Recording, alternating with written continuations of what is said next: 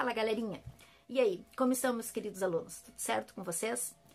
Pessoal, na semana passada nós falamos sobre Semana da Arte Moderna de 1922. Aliás, é um assunto que nós temos falado já há algum tempo. Mas ok, é um assunto que dá pano para manga e a gente tem muita coisa para pontuar sobre ele. Inclusive o 1922 relacionado a 1822, que foi a independência do Brasil. Então temos aí a independência da arte. Enfim, várias situações aí que a gente pode pontuar como importante e fez parte aí de um movimento que é um movimento modernista, de uma mudança total na arte, no estilo de ver a arte. Mas a gente vai falar hoje sobre uma frase que eu adoro mesmo, que é musa, que nada eu sou, é artista. Antes de mais nada, eu quero relembrar vocês que durante momentos em que vocês estudaram artes ou que vocês leram sobre, vocês entendem que a mulher durante muito tempo ela foi vista como musa. O corpo perfeito que posava para um artista, o corpo perfeito que era idealizado por esse artista, o corpo já não tão perfeito, com curvas mais avantajadas, que era idealizado ou visto fisicamente por um artista, mas a mulher como musa, né? E não como artista. Essa mulher ela já vem pintando quadros aí muito interessantes já há algum tempo, mas o homem que assinava. Então é difícil a gente entender quais foram elas, as mulheres que pintaram e quais não, mas sabe-se que alguns quadros foram pintados por mulheres e assinados por homens. Então a gente fala aí sobre uma artista brasileira que se chama Anita Malfatti, que aliás, galera, só amor por Anita Malfatti. Anita Malfatti, ela é uma artista, ela é um espetáculo de artista que muda completamente uma ideologia de arte no Brasil. Ela ajuda muito essa mudança. Aliás, ela é a referência para o início dessa mudança toda, se pararmos para pensar. Que então a gente volta lá, quando Monteiro Lobato falou mal da exposição de Anita Malfatti, enfim. Daí a gente tem toda uma situação aí para ser falada. Mas o que a gente vai falar hoje é o seguinte. Anita Malfatti viaja para a Alemanha para estudar arte. A gente já falou sobre isso e a gente já sabe que nesse momento da arte era comum filhos de burguês viajar para fora do país, né, para estudar arte. Mas a gente fala aí de uma artista mulher e isso muda tudo. Por quê? Essa artista mulher, ela tinha que pintar coisas delicadas, flores, né, o suave da vida, digamos, né? E a Anita Malfatti viaja para a Alemanha e pega aí as questões das vanguardas europeias, né, fortemente, né, fora do Brasil, as vanguardas europeias e toda a ideologia de vanguardas europeias, né, aquela mudança toda. Então ela vai ali, ela vai se inspirando no expressionismo, Van Gogh, pinceladas fortes, a emoção, a expressão colocada no papel, na tela, enfim. Então ela vai se inspirar nesse artista, nesses artistas que pertencem ao expressionismo, ao movimento expressionismo. Ela volta de lá 4 anos depois, ela viaja em 1910, em 1914 ela retorna para o Brasil, cheia de ideias, né?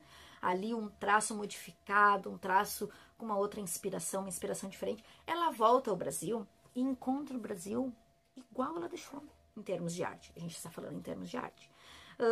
Igual. A mesma situação em que os artistas procuravam o realismo, né? Aquele realismo, aquele traço todo perfeito, né? Cheio de regras, que era então imposta aí pelas escolas de arte. E ela chega e então ela resolve que vai fazer uma exposição, né? Umas exposições dos seus quadros. Lembrando que nessa época ainda não existiam os museus. É antes da Semana da Arte Moderna, 1914. Ela faz aí uma exposição que causa aí um certo alvoroço, né? A galera fica espantada com aqueles traços, inclusive na família. A família dela fica pensando, cara, essa viagem não fez bem pra ela. Ela não tá pintando legal. Então, eles proporcionam a ela uma outra viagem. Agora ela vai para os Estados Unidos. Por causa da Primeira Guerra Mundial, ela acaba indo para os Estados Unidos. Só que nos Estados Unidos, além daquele traço expressionista de Anita Malfatti, ela também agora traz uma pegada um tanto quanto pop do americano.